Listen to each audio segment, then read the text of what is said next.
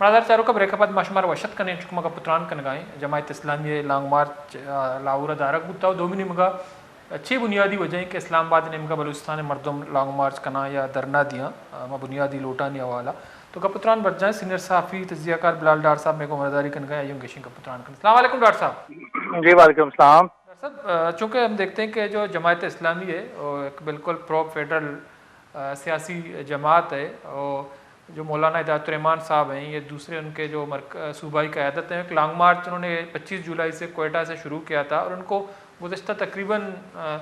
3-4 दिन से लाहौर में रोका गया है। तो आज उनकी मुज़ाकरात हुए सूबाई हुकूमत से। तो बुनियादी तौर पर एक जमात जो जमहूरियत पे यकीन रखता हो, एक मजहबी सियासी जमात हो और फेडरल को मानता हो, इसके सामने आप समझते हैं जो रुकावटें खड़ी की जा रही हैं, इनको इस्लामाबाद पहुंचने नहीं दिया जा रहा है, तो आप नहीं समझते हैं कि ये जमहूरियत पे या इस मुल्क के जो है पार्लियामेंट पे एक सवालिया निशान होगा? जी बिल्कुल, ये देखें, ये हम आज मौलाना हिदायतुर्रहमान साहब का जो स्टेटमेंट आया है उसमें उन्होंने ये इस बात का इशारा भी किया है कि जब ये सियासी जमातें खुद अपोजिशन में होती हैं तो उस वक्त ये लॉन्ग मार्च और एहतजाज को जमहूरी अमल और आइन का हिस्सा करार देती हैं और इसको अपना हक करार भी देती हैं। तो लेकिन जब ये जमातें खुद बरसर इक़्तिदार आती हैं तो ये इनका नज़रिया, इनका नैरेटिव, इनका बयानिया बिल्कुल बदल जाता है और ये इसके बरक्स इसे गैर कानूनी, गैर आइनी और मुल्क में अदम इस्तेकाम का बायस और तरह तरह के और इल्ज़ामात देकर इसको रद्द कर देते हैं। ये बड़े अफसोसनाक बात है। मुस्लिम लीग नवाज की हुकूमत ने, मुस्लिम लीग नवाज ने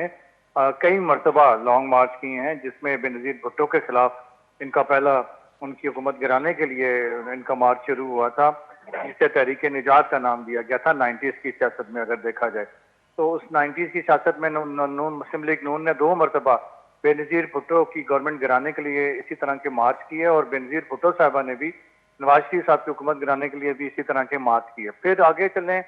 तो इमरान खान साहब ने भी इसी अमल को अपनाया और अपने दौर में जब वो खुद हुकूमत में आए तो उन्होंने इन चीज़ों को रोका। आज मुस्लिम लीग नून भी या जो मौजूदा कोalition गवर्नमेंट है वो भी यही तर्ज अमल अपना के बैठी है कि किसी को लॉन्ग मार्च एहतजाज करने की इजाज़त नहीं है।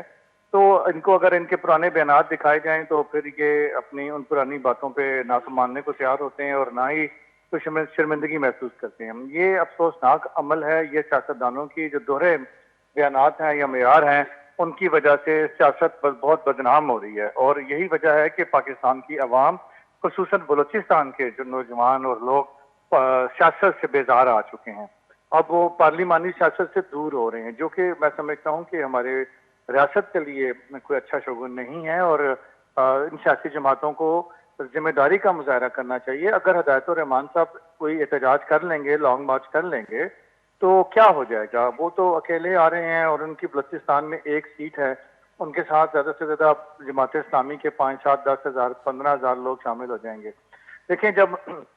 2013 के इंतखाबात के बाद फौरी बाद ही पाकिस्तान तहरीक इंसाफ ने मुजाहरा अपना लॉन्ग मार्च शुरू किया था जश्न आज़ादी की रात को, तो उस वक्त मुस्लिम लीग नून ने उनको तो फ्री हैंड दे दिया था और वो बड़े आराम से इस्लामाबाद में अपारा चौक में आके बैठ गए और उसके बाद फिर वो बड़े आसानी से बगैर किसी रुकावट के वो पार्लियामेंट हाउस तक भी चले गए। तो जिसको सब ने सराहा कि हुकूमत ने बहुत अच्छे तरीके से डील किया और उनको आने की इजाज़त दी है। तो अगर यही रविश बरकरार रखी जाए तो कोई मसला नहीं। और ये जो इमरान खान साहब वाला या मुस्लिम लीग नवाज का बेनज़ीर भुट्टो के खिलाफ या बेनज़ीर भुट्टो साहबा का नवाज शरीफ की हुकूमत के खिलाफ जो धरने या मार्च या एहतजाज थे तो वो काफ़ी वायलेंट थे और ख़ास तौर पे जमात इस्लामी के भी इस मुल्क में काफ़ी मार्च हुए, वो भी काफ़ी या एहतजाज हुए, वो भी उसमें भी काफ़ी उसमें तशद्दुद देखने को मिला। लेकिन ये जो हिदायतुर्रहमान साहब हैं ये तो इनकी एक इकलौती सीट है वहाँ से गवादर से, और वो गवादर के बहुत पिसे हुए तबकात की नुमाइंदगी करते हैं, वहाँ के मजलूम गरीब अवाम की नुमाइंदगी करते हैं और उनके जो मुतालबात हैं वो कोई उसमें ऐसा मुतालबा है नहीं कि जिसे रद्द कर दिया जाए या जिसे माना ना जाए। मसलन उनका जो मुतालबा है कि अगर आपने ईरान के साथ बिजनेस बंद किया है, बॉर्डर बंद किया है, तो फिर हमें को मुतबादल रोजगार तो दें कि वहाँ की देखें ये रियासत की जिम्मेदारी है कि वो जो 4-5 बुनियादी खास तौर पर चीज़ें हैं جس میں علاج معالجہ، عزت اور ناموس کی تحفظ فراہم کرنا، روزگار فراہم کرنا، یہ ساری چیزیں یہ ریاست نے، حکومت نے پرووائڈ کرنی ہوتی ہیں کانسٹیٹیوشن آف پاکستان کے مطابق. تو اگر وہ یہی مطالبہ لے کے کانسٹیٹیوشن آف پاکستان کے مطابق آ رہے ہیں تو میرا خیال ہے انہیں وارملی ویلکم کرنا چاہیے، اور انہیں جب وہ احتجاج اپنا لانگ مارچ لے کے پہنچیں کسی جگہ پہ اپنے جو بھی انہوں نے پوائنٹ دیا تو وہاں ان کے ساتھ مذاکرات کر لیں، یا ان سے چلنے سے پہلے ان سے مذاکرات کر لیں، اور یا آپ نے لاہور میں انہیں روکا ہے، روکنے کے بجائے آپ انہیں وہاں پہ مذاکرات کی دعوت دیتے اور ان سے بیٹھ کے ان کے جو مطالبات ہیں وہ غور سے سنتے، ان سے طویل مذاکرات کرتے. تو سیاستدانوں کا تو کام ہی مذاکرات کرنا ہے، اور جب سیاستدان طویل مذاکرات کرتے ہیں تو بڑے بڑے ڈیڈ لاک بھی کھل جاتے ہیں اور معاملات کسی نہ کسی جگہ سیٹل ہو جاتے ہیں. تو میں یہ سمجھتا ہوں کہ بات سن لینی چاہیے. ماضی قریب میں بھی بلوچستان سے تقریباً انہی ملے جلے مطالبات کو لے کے مارچ ہوئے، جس میں ماما قدیر کا لانگ مارچ بھی آیا اور لوگوں کے لانگ مارچ بھی آئے، جس میں ابھی مارنگ بلوچ کا بھی ان کا بھی یہاں پہ مارچ آیا. ابھی یہ ہدایت الرحمان صاحب آ رہے ہیں، ان کا بھی مارچ آ رہا ہے. تو مارچ کرنا تو آئین اور قانون کے دائرے میں رہ کے بات کرنے ہے. تو خود حکومتیں یہ کہہ رہی ہیں، بلوچستان حکومت ہو یا وفاقی حکومت ہو، کہ جو لوگ آئین پاکستان کے کو مان کے اور آئین اور جمہوریت کے دائرے میں، قانون کے دائرے میں رہ کے بات چیت کرنا چاہیں گے ان سے بات چیت کی جائے گی، اور جو ان چیزوں کو نہیں مانیں گے ان کو ان سے ساتھ بات چیت نہیں کی جائے گا، بلکہ ان کو ان کی زبان میں جواب دیا جائے گا. تو مولانا ہدایت الرحمان تو کوئی بندوق اٹھا کے نہ کوئی تحریک چلاتے ہیں، نہ وہ پہاڑوں پہ جاتے ہیں، اور نہ وہ کوئی اس طرح کی وائلنٹ یا پرتشدد تحریک چلاتے ہیں. وہ پرامن تحریک چلاتے ہیں. تو یہی وجہ ہے کہ ان کی پرامن تحریک کی وجہ سے ان پہ لوگ ان کے اعتماد کرتے ہیں. تو ان کے ساتھ میرا خیال ہے حکومت کو بات چیت کر لینی چاہیے. ماضی میں بھی یہ غلطیاں ہوئی ہیں اور ابھی بھی یہ غلطی ہو رہی ہے کہ جب وہ گوادر سے چلے تھے تو وہیں ان سے بات چیت کر لیتے، کوئی مسئلے کو پیش رفت کرتے، کچھ دو کی پالیسی کے تحت کچھ معاملات کو سیٹل کر لیا جاتا تو اس طرح کی نوبت نہ آتی. اب ہم دیکھتے ہیں کہ انہی ملے جلے مطالبات یا 3-4 ایک ایسے مطالبات ہیں جن کو تھوڑے عرصے کے بعد کوئی نہ کوئی بلوچستان سے اٹھتا ہے، وہاں سے لانگ مارچ شروع کرتا ہے اور وہ بلوچستان سے ہوتے ہوئے پنجاب آتا ہے، پنجاب سے ہوتے ہوئے وہ اسلام آباد میں وفاق میں پہنچتا ہے. تو مطالبات وہیں کے وہیں ہیں، اور لانگ مارچ جو ہیں وہ ان میں شخصیات تبدیل ہو رہی ہیں لیڈ کرنے والی، یا پارٹیاں تبدیل ہو رہی ہیں، لیکن مسائل وہیں کے وہیں ہیں. ان مطالبات کو کوئی ذرا سی بھی پیش رفت دکھائی نہیں دے رہی. تو اگر جب تک اس میں ان معاملات میں کوئی پیش رفت ہوگی نہیں تو تب تک تو پھر یہ سلسلہ بھی نہ رکے گا نہ تھمے گا. تو آخر ہم جا کدھر رہے ہیں؟ ہم نے جانا کدھر ہے؟ کیا ہم نے اسی طرح کے احتجاج میں ہی اپنی سارا ٹینیور گزارنے ہیں؟ یہ پاکستان کی تاریخ میں بدقسمتی سے جو اس طرح کے احتجاج ہیں وہ چاہے جائز مطالبات ہیں یا ناجائز مطالبات ہیں، تو ان احتجاجوں کی وجہ سے جہاں احتجاج کرنے والوں کا یہ آئینی حق ہے، وہیں اس کے کچھ نیگیٹو پہلو بھی ہوتے ہیں جو پاکستان کی معیشت پہ، پاکستان کے انٹرنیشنل امیج پہ بڑے برے پڑتے ہیں. تو ہمیں بجائے اس کے کہ ہم شیشہ توڑیں، کیوں نہ ہم اپنے چہرے کو سارا صاف کر لیں اور بیٹھ کے جو جائز باتیں ہیں وہ حل کر دیں اور کچھ لو دو کی پالیسی اپنا لیں تو معاملات کافی حد تک سیٹل ہو جاتے ہیں. تو میرا جی ڈاکٹر صاحب بالکل آپ نے صحیح فرمایا. جو کچھ ایسے اقدامات ہیں جو پاکستان کے جو امیج ہیں اس پہ منفی اثرات مرتب کرتے ہیں. اسلام آباد چونکہ کیپٹل ہے ملک کا، تو ہم دیکھ رہے ہیں کہ گزشتہ تقریباً 2 ہفتوں سے جو لاپتہ افراد کے لواحقین ہیں، ڈاکٹر مارنگ بلوچ کی بہن سمیت دیگر کچھ BYC کے رہنمائی وہ بھی آئین و قانون کے اندر رہتے ہوئے اپنا مطالبہ کر رہے ہیں. جب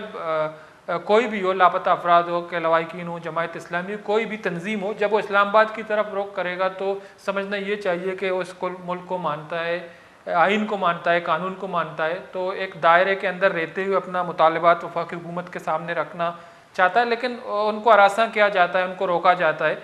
تو آپ نہیں سمجھتے کہ اس طرح کے جب اقدامات کیے جاتے ہیں تو وفاق پہ جو لوگوں کا اعتماد ہے وہ اٹھ جاتا ہے، کمزور ہو جاتا ہے؟ تو آپ نہیں سمجھتے کہ وفاقی حکومت کو کم از کم ان کو سننا تو چاہیے؟ اگر مسائل 100% حل نہیں کر سکتا ہے، مولانا ہدایت الرحمان کے 8 نکات ہیں، لاپتہ افراد کے لواحقین کے مطالبات ہیں، تو وفاقی حکومت اگر ان کو ہراساں کرے گا، ان کا راستہ روکے گا، تو یہ ایک اور منفی اثرات جو ہیں ان پہ مرتب نہیں ہوگا وفاقی حکومت پر؟ جی بالکل، اس کے 100% نیگیٹو اثرات مرتب ہوں گے، امیج خراب ہوگا، بلوچستان میں غم و غصہ بڑھے گا. اور پھر بات یہ ہے کہ وفاق میں چاہے کسی کی بھی حکومت رہی ہو، چاہے وہ عمران خان کی حکومت تھی، مسلم لیگ نون کی تھی، پیپلز پارٹی کی تھی، یا کسی بھی جماعت کی حکومت رہی ہو، یا کوئی بھی ڈکٹیٹر ہو، تو ہر دور میں یہ چیزیں چلتی رہی ہیں. اور پالیسی آگے سے حکومتوں کی یہی رہی ہے کہ نہ بات کرنی ہے، راستہ بھی روکنا ہے، اور بات بھی نہیں کرنی ہے. تو نتیجہ کیا ہے کہ میں نے جیسے کہا کہ چہرے بدلتے ہیں، لیکن لانگ مارچ کرنا والے رکتے نہیں ہیں، لانگ مارچ ہوتے ہی رہتے ہیں. تو مطلب آپ اس مسئلے کا حل پین کلر کے ساتھ کرنے کے بجائے اس مسئلے کو کیوں نہیں پراپرلی اس کے ٹریٹمنٹ کر لیتے، اس کا علاج کر لیتے ہیں، تاکہ وہ مسئلہ، وہ تکلیف، وہ بیماری ہمیشہ کے لیے دور ہو جائے اور وہ مزید تکلیف کا باعث نہ بنے. تو دیکھیں ابھی تک اگر ہم ہسٹری اٹھا کے دیکھیں تو یہ جو مطالبات ہیں، یہ مطالبات نہ تو منظور کیے گئے، نہ ہی بات چیت کی گئی، اور نہ ہی لانگ مارچ جو آتے ہیں ان کا سلسلہ رک سکا. اور شاید آگے بھی مجھے نہیں دکھائی دیتا کہ اس طرح کی پالیسی میں لانگ مارچ کہیں رک سکے گا. کبھی کوئی آ جائے گا، کبھی کوئی آ جائے گا، کیونکہ یہ تو پھر آخر میں جنہوں نے بندوق نہیں اٹھانی، ظاہری بات ہے، اور بندوق اٹھانے والے تو ہمیشہ غلط ہی ہوتے ہیں، ان کو کبھی بھی ٹھیک نہیں کہا جا سکتا، نہ میں کہتا ہوں. بلکہ لیکن جو لوگ بندوق نہیں اٹھا رہے اور آئینی طریقے سے قانون کے دائرے میں رہ کے آپ سے بات کرنے کے لیے، آپ کو اپنی طرف، اپنے مطالبات کی طرف متوجہ کرانے کے لیے، آپ کی توجہ اپنی طرف مبذول کرانے کے لیے احتجاج کا راستہ اپناتے ہیں کہ آپ تاکہ ان سے بات تو کریں، تو آپ ان سے بات کر لیں. اس میں اگر 100% نہیں بھی مسائل حل ہوں گے تو چلیں 50% ہو جائیں گے. تو 50% اگر مطالبات حل ہو جائیں گے تو اس سے جو غم و غصہ ہے اس میں کافی حد تک کمی آ جائے گی. تو جب کمی آئے گی تو پھر کافی ٹائم کے لیے یا ایک لمبے ٹائم کے لیے یہ احتجاج کا اس طرح سلسلہ رک جائے گا، تھم جائے گا یا ختم ہو جائے گا. تو لیکن ہم دیکھتے ہیں کہ وہ نہ بات چیت ہوتی ہے اور نہ ہی وہ پھر لانگ مارچ رکتے ہیں، نہ احتجاج رکتے ہیں. تو آخر ہم کرنا کیا چاہتے ہیں؟ سوال یہ ہے کہ ہم جانا کس طرف چاہتے ہیں؟ کیا ہم ملک کو اسی طرح چلانا چاہتے ہیں؟ اور جس حوالے سے ہماری تمام آج سیاسی جماعتیں اس بات پہ متفق ہیں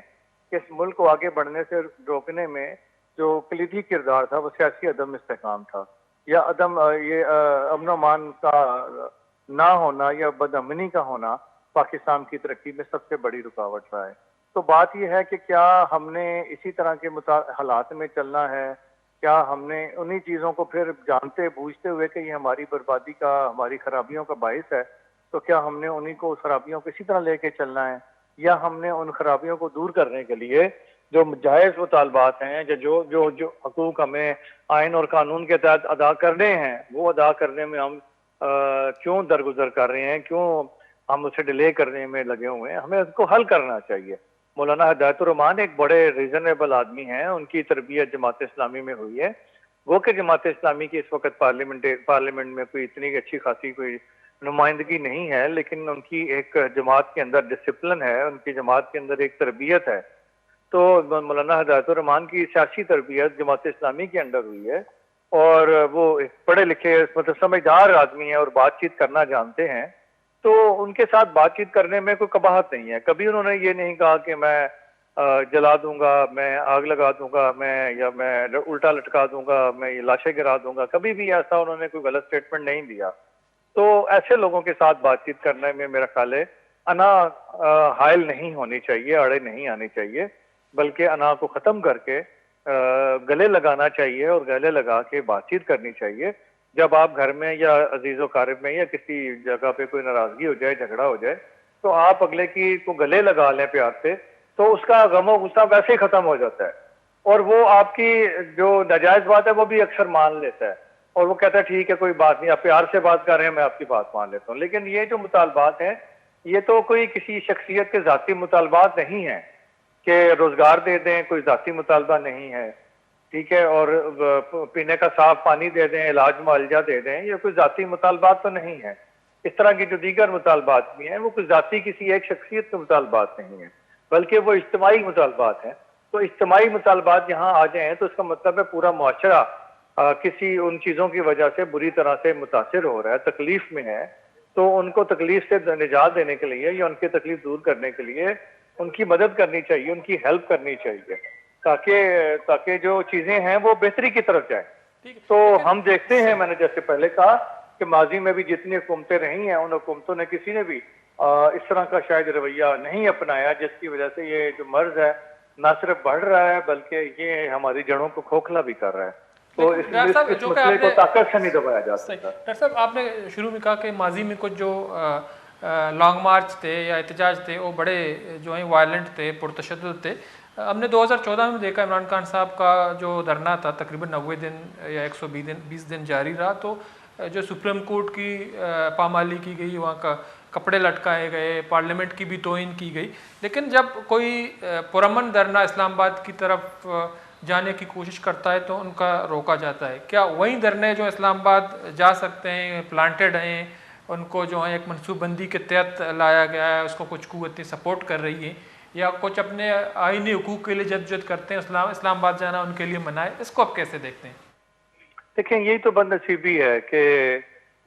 جو پرامن طریقے سے آ رہے ہیں، جو بات چیت کرنا چاہتے ہیں اور آپ خود دعوت دیتے ہیں کہ آئیں بات چیت سے مسئلہ حل کریں، طاقت کے ذریعے نہیں بلکہ بات چیت سے جو بات کرنا چاہتا ہے، پیار سے مسئلے کو حل کرنا چاہتا ہے، ہم تیار ہیں۔ ہر حکومت یہی کہتی ہے، موجودہ حکومت بھی یہی کہتی ہے، شہباز شریف صاحب کا بھی یہی سٹیٹمنٹ ہے، وفاقی وزیر داخلہ صاحب بھی یہی فرماتے ہیں، اور جو حکومتی یہاں پہ زعماء ہیں ان کا بھی یہی کہنا ہے۔ لیکن جب کوئی بات کرنا چاہتا ہے تو وہ اس حد تک مجبور ہو جاتا ہے کہ وہ آپ کو بار بار آپ کی توجہ ان مسائل کی طرف مبذول کرانے کی کوشش کرتا ہے۔ پوری دنیا کو وہ مسائل پتہ چل جاتے ہیں، لیکن جو ہماری حکومتیں ہیں وہ ان مسائل کو حل کرنے کے لیے آمادہ نہیں ہوتی ہیں۔ دیکھیں جہاں جتنے مسائل ہیں بلوچستان کے اندر، ان میں سے ویسے اکثریت جو مسائل ہیں وہ وفاقی حکومت کے دائرہ کار میں نہیں آتے۔ ایک دو مطالبات ایسے ہیں جو وفاقی حکومت کے دائرہ کار میں آتے ہیں، مثلاً اگر یہ مطالبہ ہے کہ بارڈر کھول دیں تو یہ وفاقی مطالبہ، وفاقی انڈر آتا ہے۔ اگر مسنگ پرسنز کا ایشو ہے تو وہ بھی وفاقی میں کافی حد تک آتا ہے۔ لیکن اس کے بعد جتنے مطالبات ہیں، روزگار کا، تعلیم کا، صحت کا، امن و امان کا، تحفظ فراہم کرنے کا، پینے کا صاف پانی مہیا کرنے کا، ایجوکیشن کا، یہ سارے مطالبات صوبائی حکومتوں کے انڈر آتے ہیں۔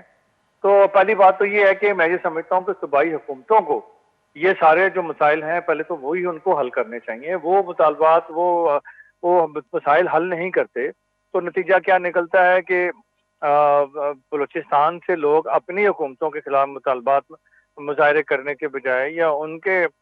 خلاف وہاں پہ کوئی ایسی تحریک چلانے کے بجائے وفاق کی طرف رخ کر لیتے ہیں۔ میں سمجھتا ہوں جہاں یہ غلطی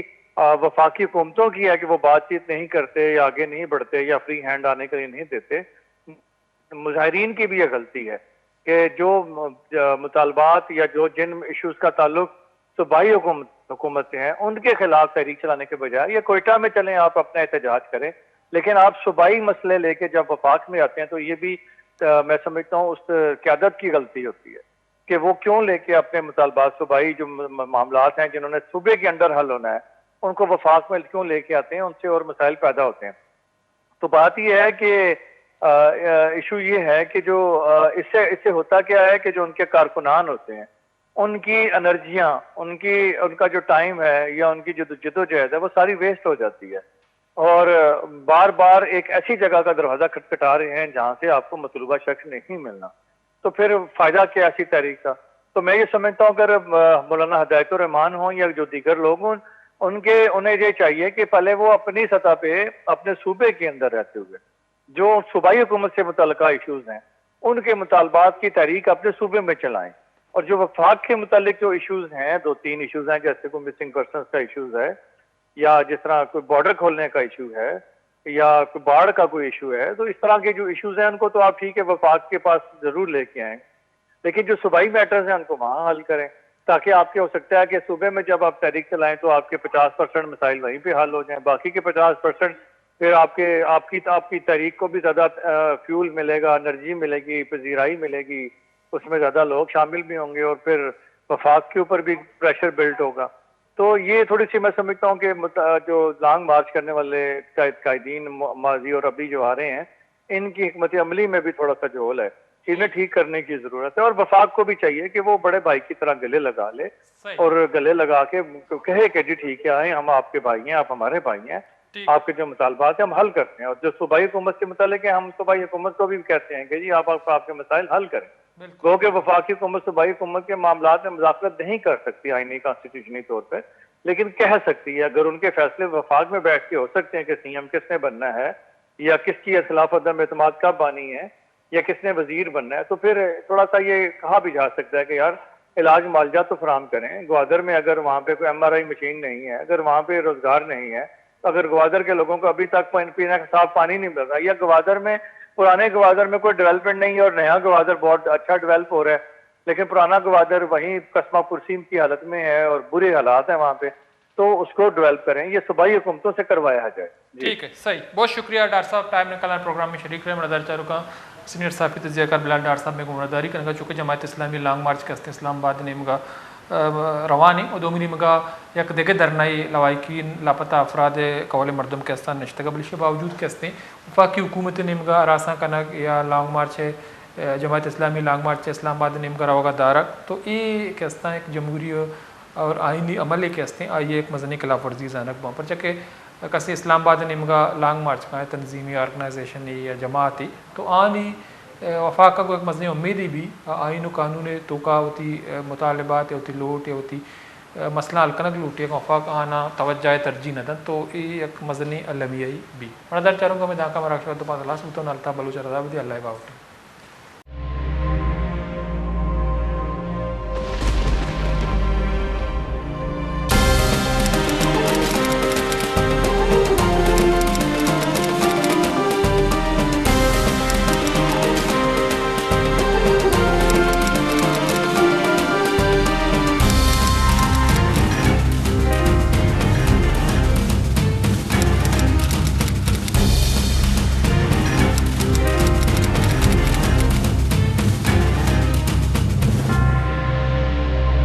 بیچارے مراگش بزانا پن شنبے در شنبیا شپے ساحت اشتا یوکا وش نیوزا